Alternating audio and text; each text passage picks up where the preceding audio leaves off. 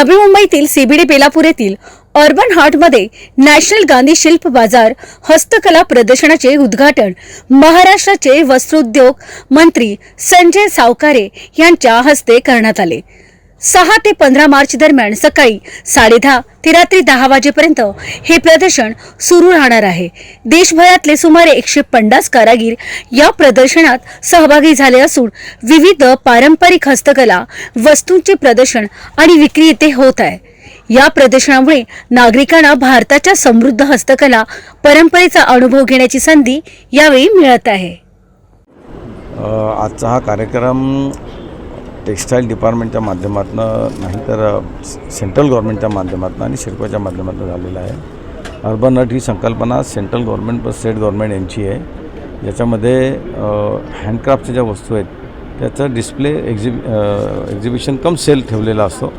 इथे जवळपास 150 स्टॉल आता लागलेले आहेत। राज्यातल्या देशातून वेगवेगळ्या राज्यातून लोक आलेले आहेत इथे आणि आपापल्या हस्तकला त्यांनी इथे प्रदर्शित केलेल्या आहे, विक्रीसाठी ठेवलेल्या आहे।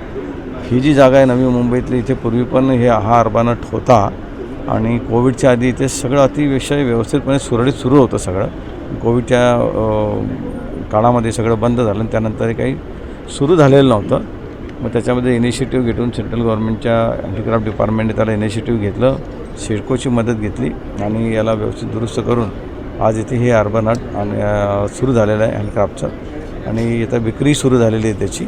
मला अपेक्षा आहे की जसं मागच्या काळामध्ये अतिशय चांगल्या पद्धतीने सुरू होतं तसंच या काळातही याला चांगला प्रतिसाद मिळेल आणि आपल्या महाराष्ट्राची देशाची हस्तकला जी आहे एकूणच ती सगळीकडे पसरेल। मी महाराष्ट्र गव्हर्नमेंटच्या माध्यमातून आम्ही कारागिरांना प्रोत्साहन देतच असतो। आम्ही जे हँडक्राफ्टचे हस्तलूमवर काम करणार आहे त्यांना 200 युनिटपर्यंतची वीज फ्री असते, त्यांना गणपतीचा भत्ता असतो, त्यांना काम मिळावं म्हणून वेगवेगळ्या योजनाही आम्ही राबवत असतो।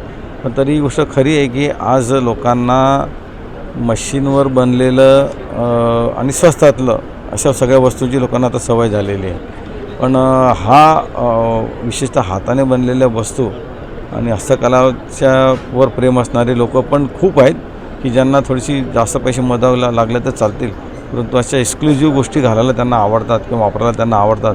त्याच्यामुळे हस्तकला ही कधीच मरणार नाही, हे आजही जिवंत आहे। त्याच्यामुळेच आहे की अशी चुजी लोक आहेत म्हणून आम्ही ऑलरेडी देतोच आहे। आमच्या वेगवेगळ्या स्कीम चालूच आहेत, त्या वेगवेगळ्या स्कीमच्या माध्यमातून आम्ही इनिशिएटिव्ह देतच असतो आम्ही। मी वृषाली देसाई, कलाकौशल्य क्रिएशन म्हणून माझं कामोठ्यामध्ये नवी मुंबईमध्ये क्लासेस आहेत। इथे मी आता 5-6 वर्ष क्लासेस घेते। याच्या आधी मी गावाकडे सिंधुदुर्गमध्ये क्लासेस घेत होते। याच्यामध्ये मी हँड पेंटेड वस्तू सगळ्या शिकवते, fabric painting, glass painting, pot painting असं, आणि क्ले वर्क असतं त्याच्यामध्ये, टेक्स्चर वगैरे, म्हणजे पेंटिंगचे सगळे प्रकार की त्याच्यामधला मीडिया असेल, स्कल्पचर असेल, टेक्स्चर कसं द्यायचं याबद्दल असतात। आणि ह्याचे मी वर्कशॉप सुद्धा घेते आणि ऑर्डर सुद्धा घेते। काही ठिकाणी आम्ही आता त्या बनवलेल्या वस्तूचं एक्झिबिशन लावायला जातो। आता हल्ली आर्टिझन कार्ड मिळाल्यापासून आम्ही हा पहिल्यांदा याच्यामध्ये भाग घेतलाय।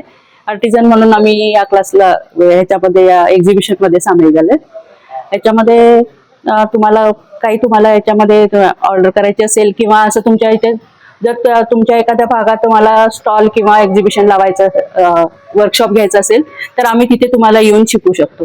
तुमच्या कुठल्याही फंक्शनला हा इव्हेंट पण ठेवतात। आता काही ठिकाणी असे इव्हेंट ठेवतात फंक्शनला, असे मी हल्ली कांदिवली आणि बोरिवलीमध्ये हे केलेले आहेत। आणि कॉर्पोरेटमध्ये पण आम्ही असे वर्कशॉप घेतलेले आहेत, लाईव्ह वर्कशॉप। आणि आता उद्या आणि परवा लाईव्ह वर्कशॉप आहे इथे ह्या माझ्या स्टॉलवर दुपारच्या वेळेत 3 ते 5 मध्ये। कोणाला इंटरेस्ट आहे ते इथे आम्हाला जॉईन होऊ शकतात। आजची उद्योगनगरी न्यूजला सबस्क्राईब, बेल आयकॉनला प्रेस करा, लाईक, कमेंट आणि शेअर करा।